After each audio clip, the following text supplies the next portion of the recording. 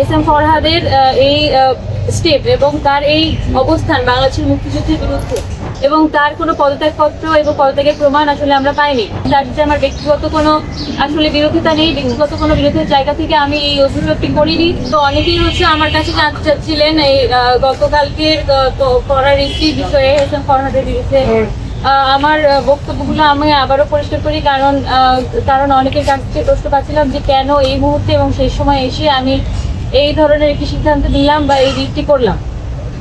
প্রথমত আমি গতকালই বোধহয় বলেছিলাম যে ডাকসুর গঠনতন্ত্র অনুযায়ী ডাকসুর গঠনতন্ত্রের 2 যেটি আছে সেটি হচ্ছে মুক্তিযুদ্ধের স্পিরিটকে ধারণ করা এবং সেটি সমুন্নত রাখা।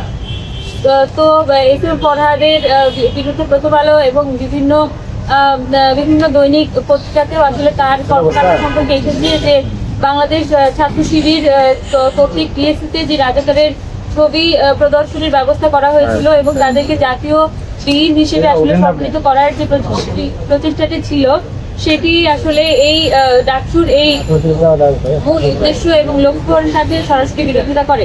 এবং এস এম ফরহাদ তিনি আসলে বাংলাদেশ ছাত্র শিবিরের জিএস হিসেবে এখন পদে আছেন। তো সেই জায়গা থেকে তিনি আসলে ডাকসুর যে মূল মন্ত্র, ডাকসুর যে মূল লক্ষ্য উদ্দেশ্য সেটির আমার রিটের অন্যতম বক্তব্য হচ্ছে এটি। এই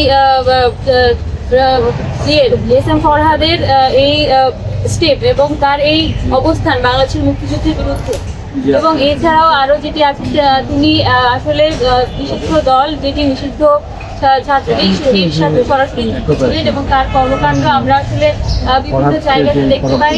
তিনি তার যে ইনস্টিটিউট যেখানে তিনি পড়াশোনা করছেন সেটির ছাত্রলীগের যেই কমিটি ছিল সেখানে আসলে তিনি ছিলেন এবং খুবই অ্যাক্টিভলি পার্টিসিপেট করছিলেন এবং তার কোনো পদত্যাগপত্র এবং পদত্যাগের প্রমাণ আসলে আমরা পাইনি।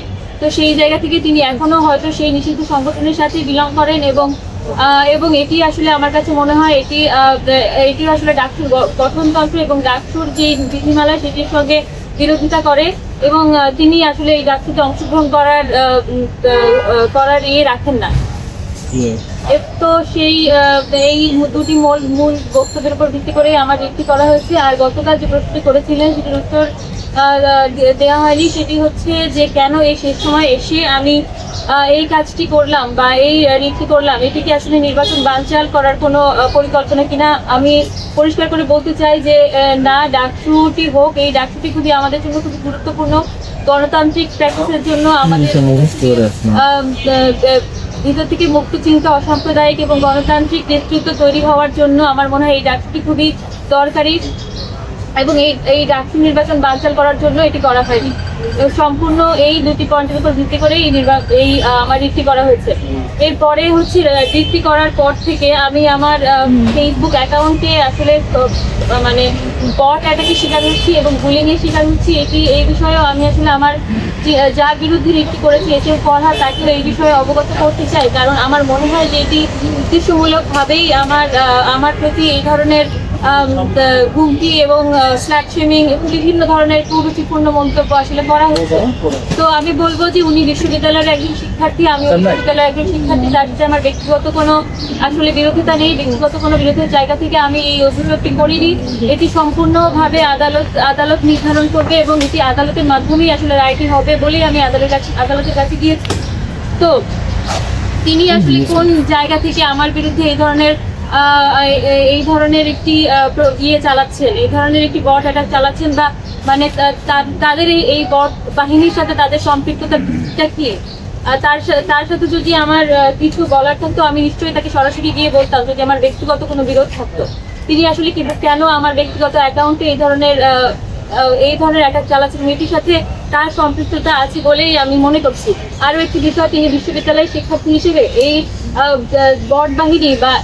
বট বাহিনী অথবা যারা ফেসবুকে এবং সোশ্যাল মিডিয়াতে এই ধরনের কর্মকাণ্ড করে থাকেন একযোগে, মানে অ্যাসাইনলি এই ধরনের কাজকর্ম করে থাকেন, তাদেরকে আসলে ফান্ডিংটি কারা করে এবং তারা আমাদের আমাদের ডাকসু নির্বাচনে লড়ছেন, আমাদের মতো শিক্ষার্থী তারা আসলে এই বট বাহিনীকে কিভাবে তাদের উদ্দেশ্যে ব্যবহার করছেন, এটি আমার একটি অন্যতম প্রশ্ন। আমি এই প্রশ্নটি এস এম ফরহাদের কাছে রাখতে চাই।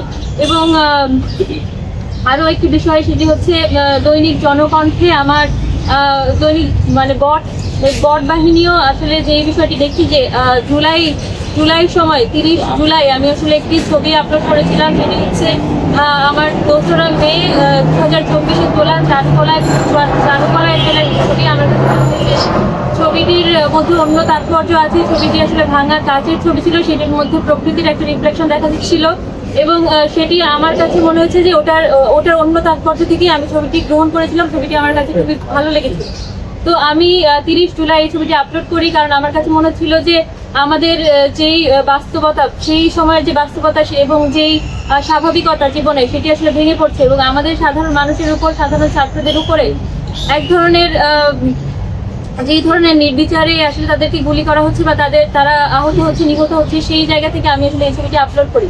এবং এইটিকে আসলে দৈনিক জনকণ্ঠেও, একটি দৈনিক পত্রিকা হওয়া সত্ত্বেও, বট বাহিনীর কথা অনুযায়ী এবং তাদের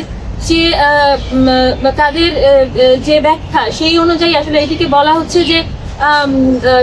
হচ্ছে যে আমি নাকি মেট্রো রেলের ছবি আপলোড করেছি। মানে এটা খুবই দুঃখজনক।